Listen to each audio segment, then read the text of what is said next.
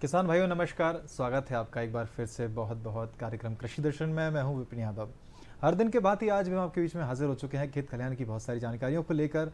हर दिन नए नए विषयों पर बात करते हैं और आज भी एक ऐसे ही विषय पर हम बात करने वाले हैं। किसान भाइयों, वर्तमान में हम देख रहे हैं कि हमारे जो खेती है उसमें हमें बहुत सारे काम करना है। विषय आज का जो है वो बहुत महत्वपूर्ण है क्योंकि सावधानियों से संबंधित है।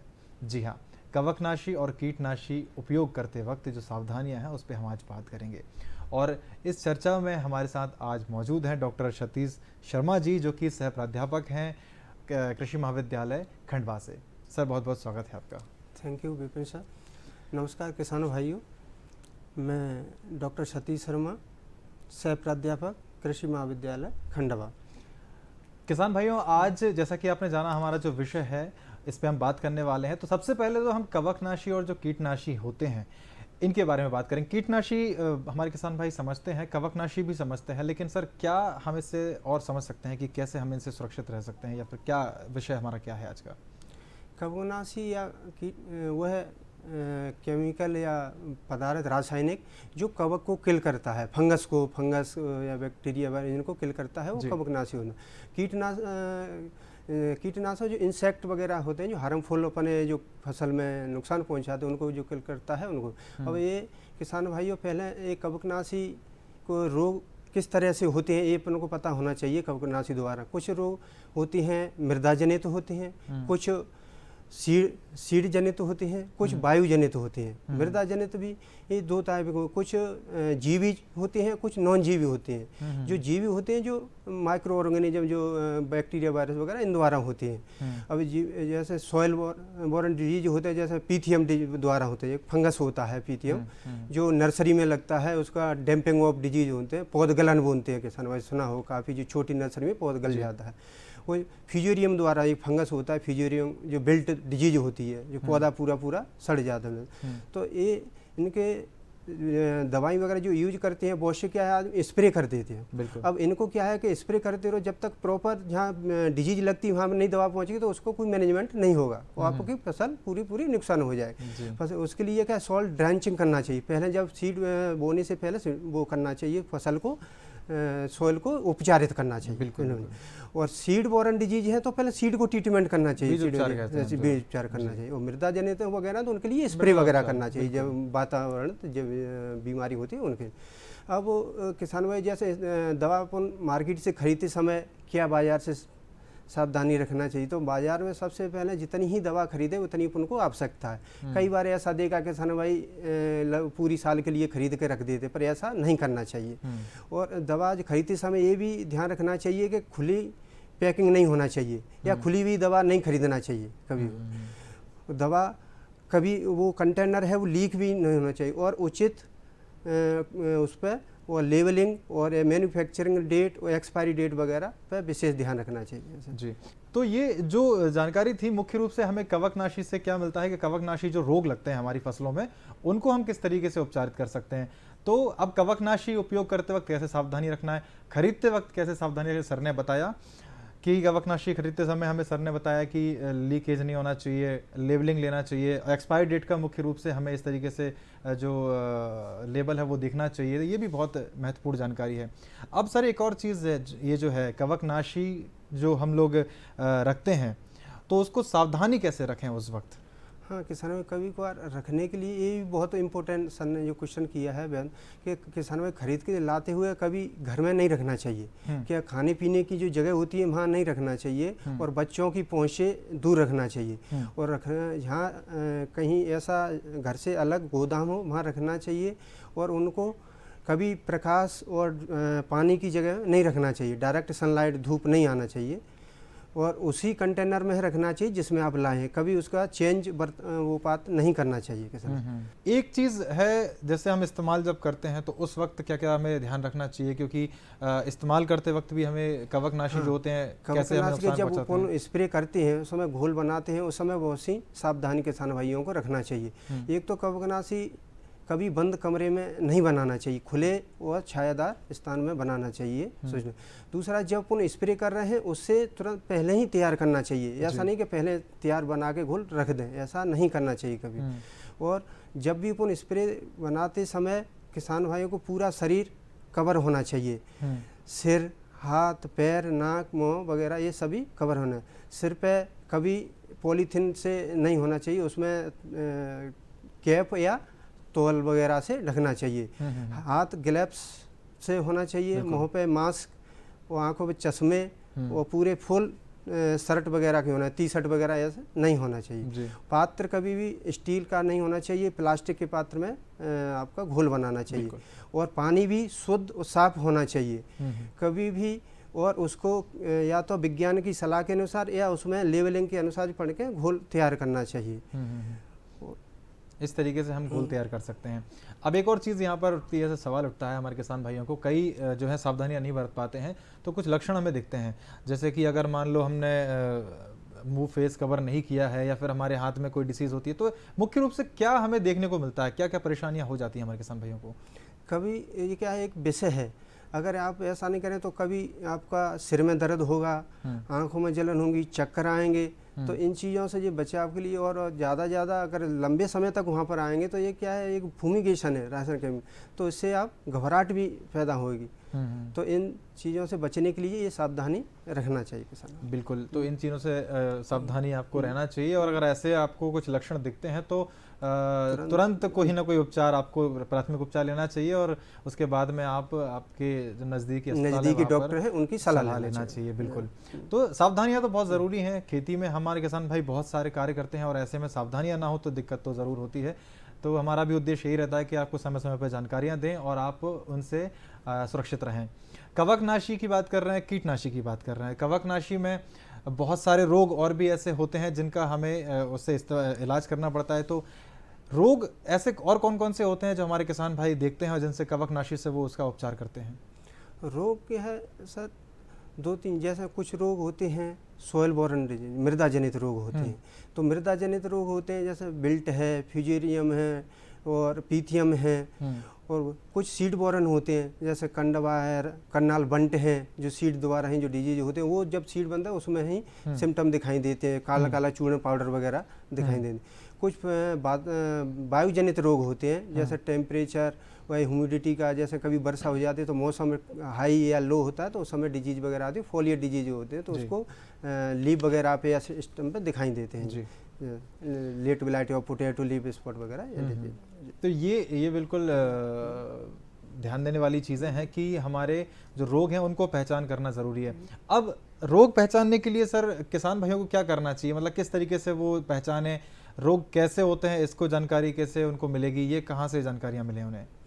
अगर किसान भाई पहले फील्ड पे निगरानी रखेंगे, सर्वे रखेंगे, अगर कोई डिजीज द्वारा, फंगस द्वारा कोई रोग है तो किसी आज इस प्लांट में कहीं लीफ है तो उसके दूसरे दिन उसके स्टेम पे भी आएंगे और धीरे धीरे पूरा प्लांट पे सूखने जाएगा, पीली लीफ, नई लीफ पे सब पे होगा। अगर कोई नॉन न्यूट्रिशन द्वारा है, कोई सॉइल की कमी द्वारा है, कोई तो उस पर अगर जिस फील्ड में यहाँ कमी होगी वहीं दिखाई देंगे, उसमें ऐसा नहीं कि पूरी फील्ड में देखें सिम्टम। और अगर फंगस द्वारा है तो लिविंग द्वारा तो वो आज इस फील्ड में कल दूसरी फील्ड में, सब में पूरी क्रॉप में एक समय ऐसा आता है 2-4 दिन में पूरे में फैल जाते हैं। बिल्कुल, तो ऐसे जो है आप पहचान सकते हैं। और मुख्य रूप से आप जो आपके नज़दीकी कृषि विज्ञान केंद्र है वहाँ पे संपर्क कर सकते हैं। समय समय पर इस प्रोग्राम के माध्यम से भी आपको जानकारियाँ मिलती हैं कि रोग कैसे पहचान सकते हैं, उनका उपचार कैसे कर सकते हैं, तो ये भी आपको करना चाहिए। कॉल सेंटर्स हैं, हमारे किसान कॉल सेंटर हैं जो कि आप वहाँ पे फ़ोन लगा सकते हैं। तो इन माध्यम से आप आपकी जो खेती में रोग हैं, समस्या है, उनसे आप निदान पा सकते हैं। हम कवकनाशी की बात कर रहे हैं, कीटनाशी, मुख्य रूप से कीटनाशी का इस्तेमाल किस तरीके से करते हैं वो भी किसान भाई जानना चाहते हैं। कीटनाशक जो इंसेक्ट, जो हार्मफुल पेस्ट होते हैं वो अपने लगते हैं, उनको जो केमिकल होता है पर जो इंसेक्टिसाइड होता है, कीटनाशक होता है, वो भी एक केमिकल है। इसी तरह जो भी पेस्ट होते हैं कैसे लगते हैं उनको भी जो स्प्रे करते हैं वो भी एक केमिकल का है, रहता है इसके। तो स्प्रे करते हैं, स्प्रे करते वक्त इसे कवकनाशी का भी जो है वो भी हम स्प्रे करते हैं बहुत सारे किसान भाई। और आपने जैसे कहा कि अलग अलग तरीके से करते हैं, कोई रस जैसे इंसेक्ट हो, कोई रस चूसक होते हैं, कोई लीफ कलर होते हैं, कोई इल्ली होती है, फुट बोरर होते हैं, तो उनके लिए कीटनाशक का उपयोग किया जाता है। स्प्रे की बात कर रहा था मैं, तो स्प्रे करते वक्त क्या क्या ध्यान देना चाहिए, उपकरण के वक्त क्या क्या ध्यान देना चाहिए?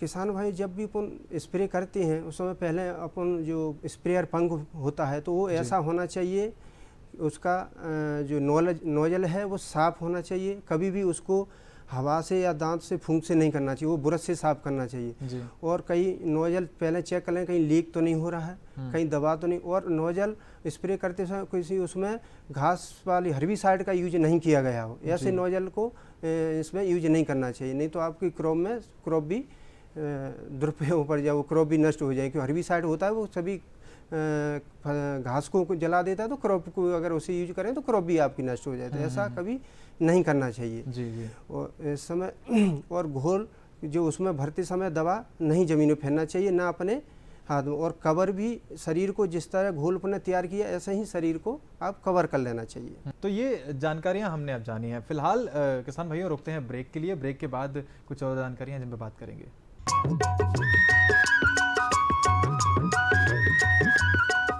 अरे सुन तो। मुझे क्या सुनाना चाहते हो? जो सुनाओ मेरी सौतन को। किसको? अरे वही तुम्हारा मोबाइल फोन जिससे सुबह शाम दिन रात चिपके रहते थे और कहते थे किसान कॉल सेंटर से बातें हो रही हैं। अच्छा ये बात है। हाँ क्यों, क्या हुआ? अब बात नहीं होती क्या? अब तो झट से बात हो जाती है। संबंधी समस्याओं का अपनी भाषा में तुरंत हल पाने के लिए पूरे भारत में किसी भी फोन से हेल्पलाइन नंबर पर संपर्क करें। किसानों का दोस्त किसान कॉल सेंटर।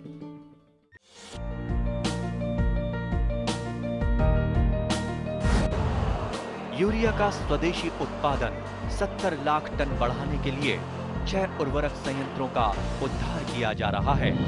FCIL के गोरखपुर, सिंदरी, तलचर और रामागुंडम संयंत्र, HFCL की बरौनी इकाई और BVFCL की नामरू फोर्थ। सोने पर सुहागा ये है कि देश में अब बनेगा सिर्फ नीम लेपित यूरिया, क्योंकि इससे होगा किसानों का फायदा ही फायदा। अनाज का उत्पादन 10% तक बढ़ेगा, बढ़ेगी 10 से 15% नाइट्रोजन क्षमता।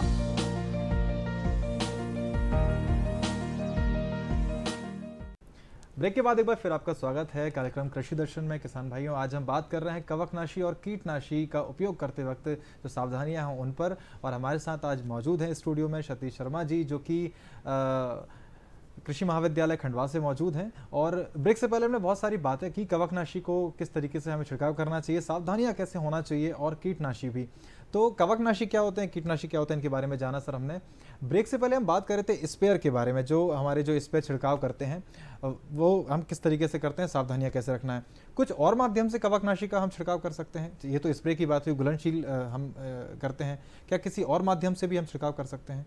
हाँ सर, कभी क्या है कोई डस्ट जो अपने आते हैं ना कवकनाशी, कई फॉर्म में आते हैं, पाउडर में भी आते हैं, ग्रेन्यूल में आती हैं और लिक्विड में भी आते हैं। तो कभी क्या जैसे पाउडर आते हैं तो अपन जैसे सॉइल है जो क्रॉप नहीं तो उसमें भी आप ड्रांचिंग द्वारा भी करते हैं जी।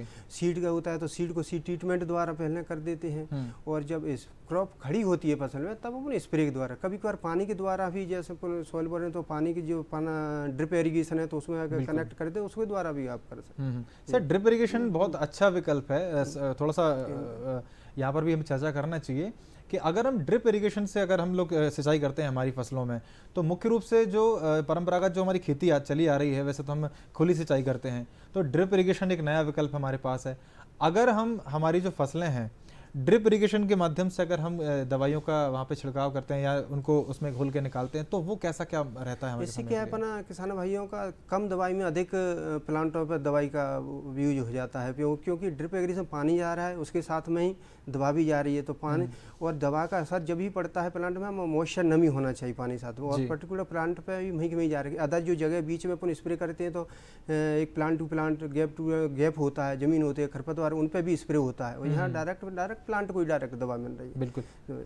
तो ये बहुत अच्छा ये बात निकली आपकी कि दवा का इस्तेमाल तभी करना चाहिए जब मॉइस्चर होना चाहिए, नमी होना चाहिए। तो सर बहुत सारे किसानों को सवाल ये रहता है कि जैसे उन्हें अगर कोई दवाई छिड़काव करना है तो वहाँ पर अगर मान लीजिए उनकी सिंचाई नहीं हुई है, पानी नहीं हुआ है, तो क्या ऐसे में दवा असर करती है कि नहीं करती है? हाँ, जब आप स्प्रे करते हैं फोलियर स्प्रे तब दवा का स्प्रे करते हैं। अगर अपन पाउडर डस्ट करते हैं ड्राई में जो सॉइल ड्रांच करें तो उस समय मॉइस्चर होना चाहिए, पानी होना चाहिए खेत में, उसमें होना चाहिए। जी। और स्प्रे जब आप करते समय कई सावधानी भी रखना चाहिए किसान भाइयों को। स्प्रे में एक तो किसान भाई खाली पेट नहीं करना चाहिए कभी। स्प्रे करते समय धूम्रपान वगैरह ये ऐसी चीज़ें नहीं करना चाहिए। कभी कभार किसान भाई करते हैं बीच में, जब ब्रेक करते हैं तो उसमें बीड़ी तंबाकू वगैरह ऐसा नहीं करना।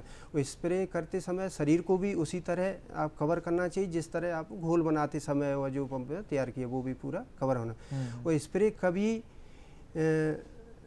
तेज धूप और वर्षा टाइम में नहीं करना चाहिए। और कभी भी जो मॉइस्चर ओस होती है ना, सब मॉइस्चर वगैरह होती है, उस समय भी नहीं करना चाहिए। स्प्रे कभी विपरीत हवा के नहीं करना चाहिए बिल्कुल, क्योंकि स्प्रे हमेशा 90 एंगल के कोण के अनुसार स्प्रे करना। और स्प्रे का जो अपना नोजल है वो क्रॉप से लगभग 1.5 फीट ऊंचा रखना चाहिए और इधर उधर ना घुमाएं, सीधा उसका स्प्रे करना चाहिए। बिल्कुल, तो ये भी सावधानी वाली चीज़ है कि हमारे मौसम के अनुकूल या प्रतिकूल हमें वो भी देखना चाहिए कि अगर हमारा हवा जो है अगर विपरीत दिशा में चल रही है तो वैसे में हमें छिड़काव नहीं करना चाहिए। ओस की बहुत अच्छी बात कही सर आपने, ओस में अगर हमारी फसल में ओस हमें दिखती है तो तब नहीं करना चाहिए।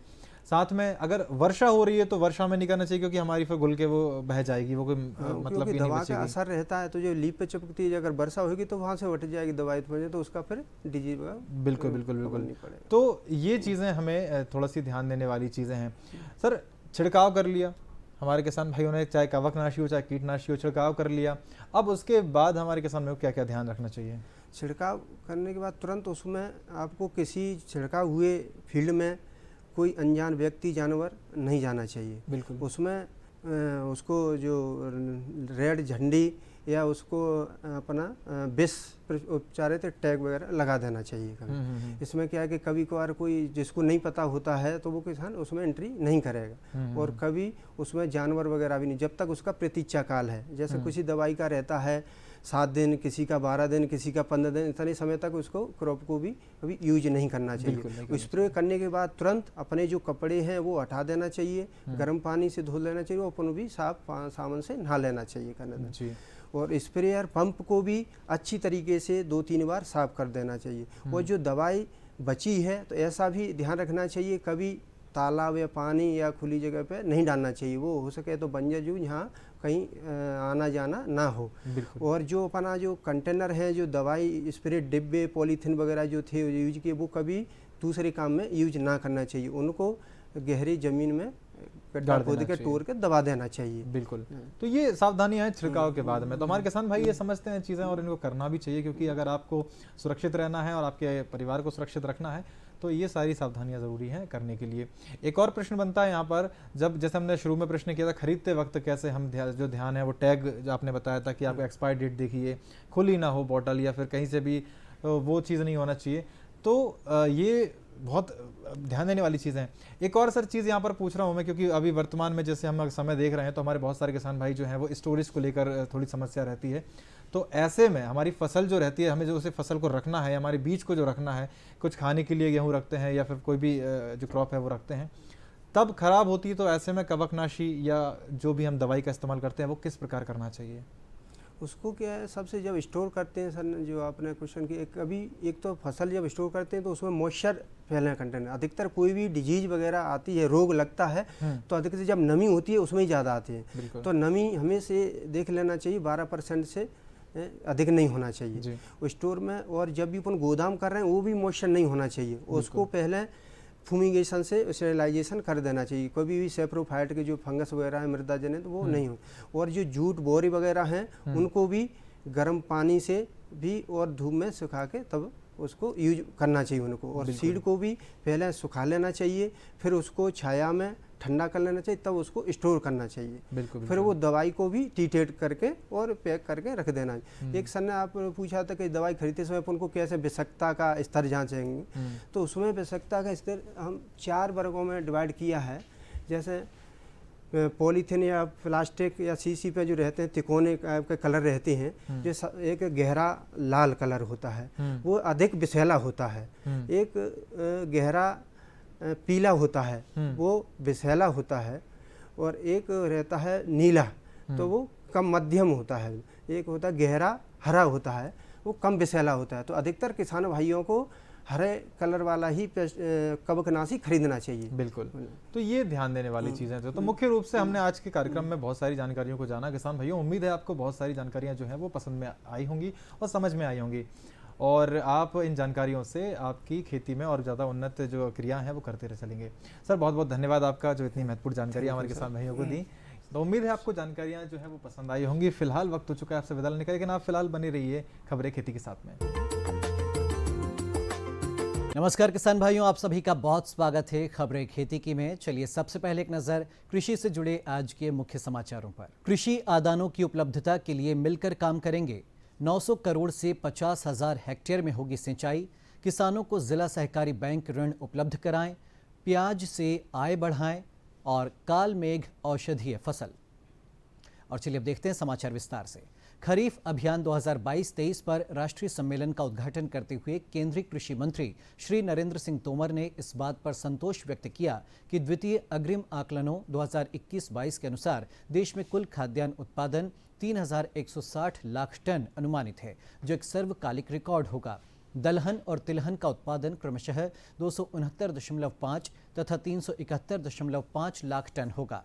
तृतीय अग्रिम आकलनों के अनुसार वित्त वर्ष 2020-21 के दौरान बागवानी उत्पादन 3,310.5 लाख टन होगा, जो भारतीय बागवानी क्षेत्र के लिए सर्वकालिक उच्चतम है। श्री तोमर ने कहा कि किसानों के लिए इनपुट लागतों में कमी लाने के लिए केंद्र तथा राज्य कीटनाशकों तथा बीजों की उपलब्धता सुनिश्चित करने के लिए एक साथ मिलकर काम करेंगे। उन्होंने आग्रह किया कि यूरिया को नैनो यूरिया के साथ विस्थापित करने के लिए एक कार्य नीति होनी चाहिए। उन्होंने घोषणा की कि सरकार प्राकृतिक तथा जैविक कृषि पर जोर देना जारी रखेगी। निर्यात के संबंध में उन्होंने कहा कि जहां कृषि निर्यातों में बढ़ोतरी हुई है, गुणवत्ता उत्पादों पर ध्यान दिया जाना चाहिए, जिससे कि वे अंतर्राष्ट्रीय बाजारों में प्रतिस्पर्धा कर सकें। सम्मेलन में वित्त वर्ष 2022-23 के लिए खाद्यान्न का राष्ट्रीय लक्ष्य चालू वर्ष के दौरान 3,160 लाख टन के अनुमानित उत्पादन की तुलना में 3,280 लाख टन निर्धारित किया गया है। दलहन तथा तिलहन के लिए वित्त वर्ष 2022-23 के लिए खाद्यान्न का राष्ट्रीय लक्ष्य क्रमशः 295.5 लाख टन एवं 413.4 लाख टन निर्धारित किया गया है। पोषक अनाजों के उत्पादन का लक्ष्य वित्त वर्ष 2021-22 के लिए 115.3 लाख टन से बढ़ाकर वित्त वर्ष 2022-23 के दौरान 205 लाख टन किया गया है। मध्य प्रदेश के मुख्यमंत्री श्री शिवराज सिंह चौहान की अध्यक्षता में मंत्रालय में गत दिनों मंत्री परिषद की बैठक हुई। मंत्री परिषद ने रीवा, बुरहानपुर और सिंगरौली में 900 करोड़ रुपए से अधिक की सिंचाई परियोजनाओं की स्वीकृति दी।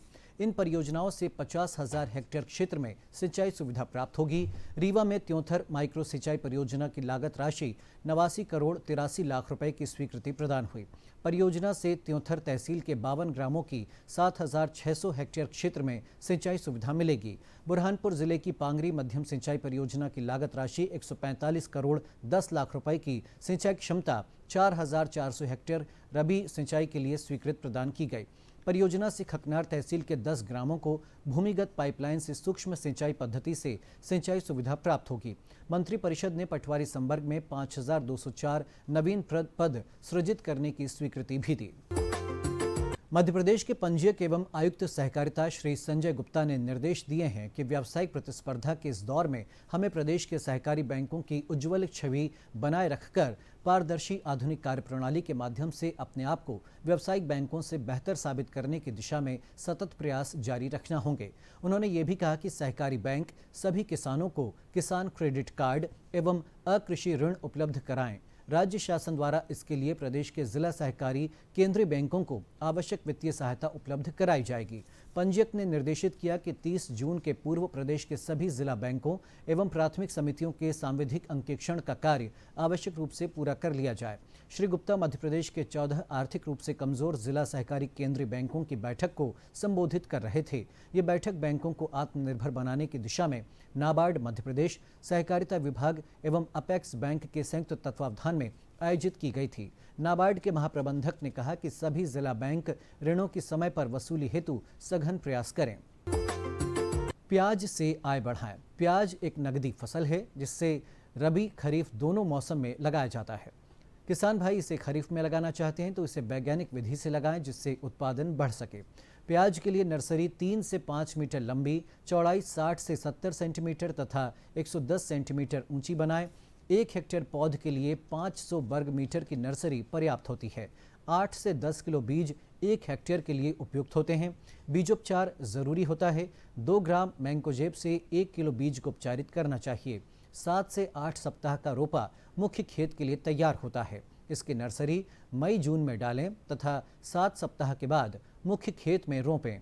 फसल जनवरी फरवरी में तैयार हो जाती है। प्याज की प्रमुख जातियों में N53 एवं 241, बसंत 780, एग्रीकल्चर, लाइट रेड इत्यादि उपयुक्त हैं। गोबर खाद 200 से 250 क्विंटल प्रति हेक्टेयर बुआई के 30 दिन पहले खेत में मिला दें। 100 kilo urea, 300 kilo single super phosphate तथा 160 किलो म्यूरेट ऑफ पोटाश प्रति हेक्टेयर की दर से डालना चाहिए। गंधक की कमी के लिए 400 किलो जिप्सम प्रति हेक्टेयर की दर से डालें। कालमेघ औषधीय फसल।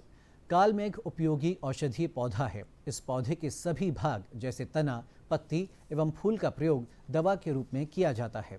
इसकी खेती को प्रचलन में लाया जा रहा है। कालमेघ के अच्छे विकास के लिए गर्म एवं नम जलवायु तथा पर्याप्त सूर्य प्रकाश की आवश्यकता होती है। मानसून आने के बाद पौधे की वृद्धि अच्छी होती है। बीज द्वारा मई में 1 हेक्टेयर में कालमेघ लगाने के लिए 300 से 400 ग्राम बीज 10 मीटर लंबी तथा 2 मीटर चौड़ी 3 क्यारियों में बोते हैं। इसके बीज का अंकुरण 70 से 80% तक होता है। नर्सरी बनाने के लिए किसी छायादार स्थान का उपयोग करना चाहिए। खेत में सीधी बुआई करने पर 2 से 2.5 किलोग्राम बीज की आवश्यकता होती है। समतल खेत में क्यारियां बनाकर जून के दूसरे सप्ताह से जुलाई तक पौधारोपण कर दें। पंक्ति से पंक्ति की दूरी 30 से 60 सेंटीमीटर तथा पौधे से पौधे की दूरी 15 से 45 सेंटीमीटर के अंतर पर रखें। सिम मेघा कालमेघ की अधिक उत्पादन देने वाली एक उन्नतशील प्रजाति है। किसान भाई इसे लगा सकते हैं। 10 से 15 टन अच्छी तरह पकी गोबर खाद अथवा 5 टन वर्मी कंपोस्ट प्रति हेक्टेयर का प्रयोग खेत की तैयारी के साथ करना चाहिए। 90 से 100 दिनों के बाद शाक उपज प्राप्त करने के लिए पौधों की कटाई जब पौधों से पत्तियां गिरना प्रारंभ हो तब कर लें। तो किसान भाइयों, खबरें खेती की में इतना ही। मुझे दीजिए अनुमति। नमस्कार।